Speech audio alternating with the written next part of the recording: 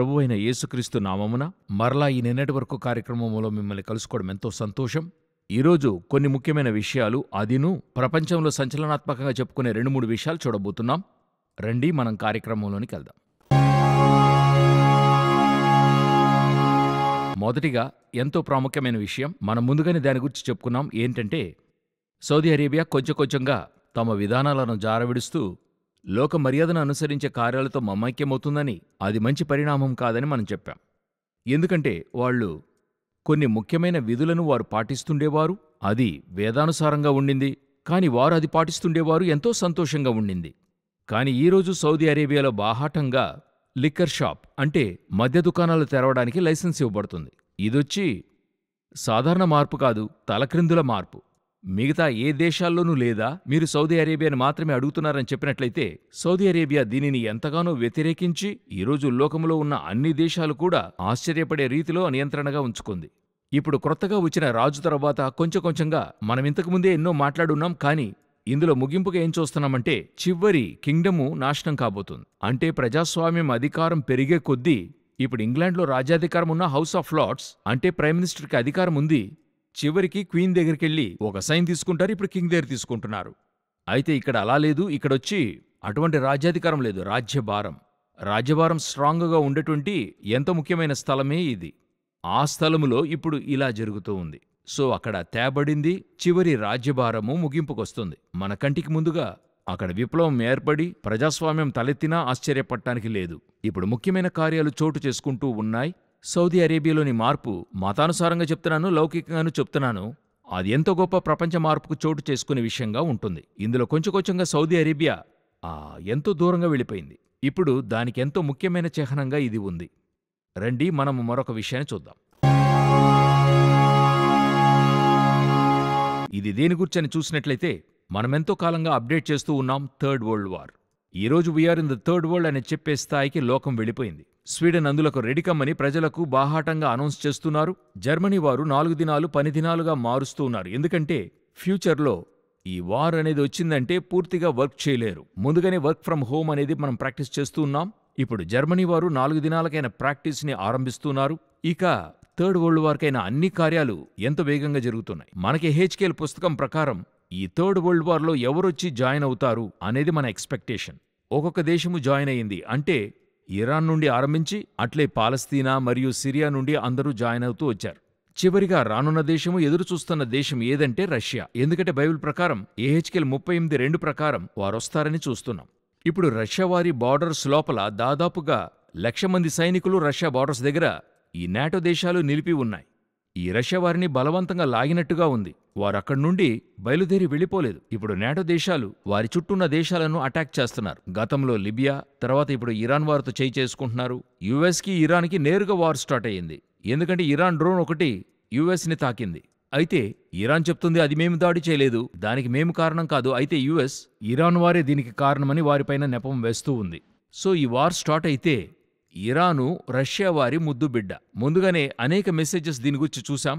ఇరాన్ని ముడితే Russia వస్తుంది. Russia అధిపతి Putin ముందుగానే చెప్పాడు, ఇరాన్ని తాకితే రష్యా దానికి ప్రతీకారం తీసుకుంటుందని చెప్తుంది. ఎందుకని చూస్తే ఇరాన్లో ఉన్న అణువిద్యా కేంద్రాలన్నీ కూడా రష్యా వారి నిర్వహణలో ఉండేటువంటివి. ఇండియాలోనూ అలా ఒకటి ఉంది చూడండి. సో అలా ఇరాన్ని తాకితే రష్యా రావాలి. అయితే రష్యా ఇంకా సహనాన్ని చూపిస్తుంది. ఇప్పుడు బైబిల్లో ఏహెచ్కేల్ 39:2లో చూస్తే నిన్ను వెనుకకు త్రిప్పి నడిపించి అని ఉంటుంది. అంటే నువ్వు రావు కాని నిన్ను రప్పిస్తానని ఉంటుంది. ఇప్పుడు రష్యాని రప్పించే పనిని ఇప్పుడు లోకం చేస్తూ ఉంది. ఒక ప్రక్క రష్యా వారు, ఒక ప్రక్క నేటో వారు సైన్యాన్ని నిలబెట్టారు. మరొక ప్రక్క ఉక్రెయిన్ రష్యాని తాకడం చూస్తున్నాం. మరొక ప్రక్క నార్వే, స్వీడన్, స్కాండినేవియన్ కంట్రీస్ అంటారు, వీరు రష్యా ఎలలను చుట్టుముడుతున్నారు. కొంచెంగా రష్యాని వీరొచ్చి యుద్ధంలోనికి నెడుతున్నారు. ఎందుకన్నది దీని వెనుక ఒక లోతైన విషయం. ఇప్పుడు మనం అది చూడటం లేదు. అయితే అప్డేషన్ మాత్రం చెప్తున్నా, రష్యా లోనికొచ్చినట్లయితే, రష్యా వార్ స్టార్ట్ చేసినట్లయితే థర్డ్ వరల్డ్ వార్ బయటపడిందనే అర్థం. మనం ఆల్రెడీ థర్డ్ వరల్డ్ వార్లో ఉన్నామట. అంటే ప్రపంచ దేశాలు చెప్పుకుంటున్నాయి వీఆర్ ఇన్ ద వార్. అంటే డొనాల్డ్ ట్రంప్ చెప్తున్నాడు, మనం 1 సెకండ్లో థర్డ్ వరల్డ్ వార్లో అడుగు పెడతాం, ఆ స్థలానికి వచ్చి ఉన్నాము అని అంటున్నాడు. సో ఈ థర్డ్ వరల్డ్ వార్ అనేది ఏదో మాట్లాడటానికి ఏదో ఒక సాధారణ యుద్ధంలాగా అనిపిస్తుంది. అయితే ఈ ప్రపంచాన్ని పూర్తిగా మార్చివేయగలిగినది జనాభా నుండి, క్లైమేట్ నుండి, ఆర్థిక పరిస్థితి నుండి ప్రతి ఒక్కటి నాశనము చేసి ఒక రీషెడ్యూల్ చేసేటువంటిది. అందువల్ల న్యూ వరల్డ్ ఆర్డర్ అంటున్నాం. అందులోనికి తీసుకెళ్తుంది. ఇప్పుడు ఆ స్థలానికి వచ్చాం. ఈ 24, 25 లోపల ఈ వార్ స్టార్ట్ అవడానికి అనేక అవకాశాలున్నాయి. మనం దీని అప్డేషన్స్ని మరొకసారి కలిసినప్పుడు చెప్పుకుందాం. మూడవదిగా అతి ముఖ్యంగా ఇలాన్ మస్క్. అనేక రోజుల తర్వాత చెప్పుకుంటున్నాం. ముందుగానే ఇలాన్ మస్క్ గురించి అనేక విషయాలు చెప్పుకున్నాం. ఇప్పుడు ఆయన ఎంతో ముఖ్యంగా ఒక బైబిల్కి అగేన్స్ట్ అయిన విషయం అనుకోండి. ఏం చేస్తున్నాడని చూస్తే మెదడులో చిప్పు పెట్టే విషయం. ఈ మెదడులో చిప్పు పెట్టే పథకం ముందుగానే కొంత చేసి ఫెయిల్యూర్ అయింది.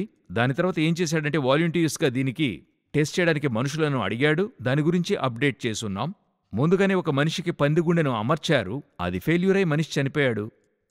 ఈ విధంగా అనేక కార్యాలు చూస్తూ ఉన్నాం. ఇప్పుడు ఇంకొకటి ఏంటంటే ఇది ఒక సాహస కార్యము. ఇంకొకటొచ్చి దేవుడు కొన్ని కార్యాలు చేసేప్పుడు అది దేవుని స్వస్థతకై మనం వదిలిపెట్టాలి. ఆల్టర్నేట్ అయిన కార్యాలు ప్రవేశపెట్టకూడదు. ఇప్పుడు మెదడును ఆ చిప్ కంట్రోల్కి తీసుకెళ్లి ఆ చిప్పు ఆ నరాన్ని ఏం చేస్తుందంటే పని చేయనిస్తుంది. ఉదాహరణకు వారికి పలానా పక్షవాయు అని చెప్పుకుంటాం కదా. ఇలా చేతులు కాళ్ళు చచ్చుపడినటువంటి వారికి మెదడు నుండి వారికి కంట్రోల్ వెళ్ళదు. ఆ చేతికో కాలుకో వెళ్ళదు. అందువల్ల వారికి పని చేయకుండా ఉంటది. మన వంటిలో ప్రతి కదలిక మెదడు నుండి ఇన్స్ట్రక్షన్ ప్రకారం జరుగుతుంది. సో అలా జరిగించలేని ఒక స్థలములో ఈ మెదడు అది పని చేయించడానికైనా ఆ ఆల్టర్నేట్ పనిని చిప్ చేయిస్తుంది. ఇది ఆరంభంలో చూడటానికి ఎంతో మంచి సైంటిఫిక్ ఒక పురోగతిగా మంచిగా ఉంటుందని, చేతులు కాళ్ళు చచ్చుబడిన వారికి ఒక వరప్రసాదంగా ఉంటుందని చెప్తూ వచ్చారు. అయితే ఈ చిప్ అనేది భవిష్యత్తులో మెదడుని కంట్రోల్ చేయడం ఆరంభిస్తుంది. రేపు ఈ మెదడు చిప్ కంట్రోల్కి వెళ్తుంది మరొక లెవెల్కి. అప్పుడు మెదడు కంట్రోల్కి వెళ్ళినట్టయితే మనిషి కంట్రోల్కి వెళ్ళినట్టే అర్థం. జరుగుతుందా? అలా జరగదని మీరు చెప్పనేలేరు. ఎందుకంటే ఒకరోజు ఈ సెల్ ఫోన్ ఒక లగ్జరీగా మనిషికి సహాయపడేందుకు వచ్చింది. అంటే పని సులభం చేయడానికి వచ్చింది.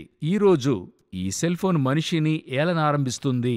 రోబోట్ ఏఐ టెక్నాలజీ ఒక కాలంలో మనిషికి సహాయపడటానికి వచ్చింది. ఈరోజు మానవ సమాజాన్నే అంతము చేసే స్థాయికి ఏఐ టెక్నాలజీ పెరిగింది. ఇప్పుడు న్యూరోలింక్ అనేది అదే. ఎంతో దారుణమైన పరిస్థితికి దిగజారుతుంది. అంటే ఒక మనిషి మరొక మనిషితో చూడండి. ఇప్పుడు మీ సెల్ ఫోన్ ఉంటేనే మీరెక్కడున్నారని కనిపెట్టచ్చు, మీరేం చేస్తున్నారని కనిపెట్టచ్చు.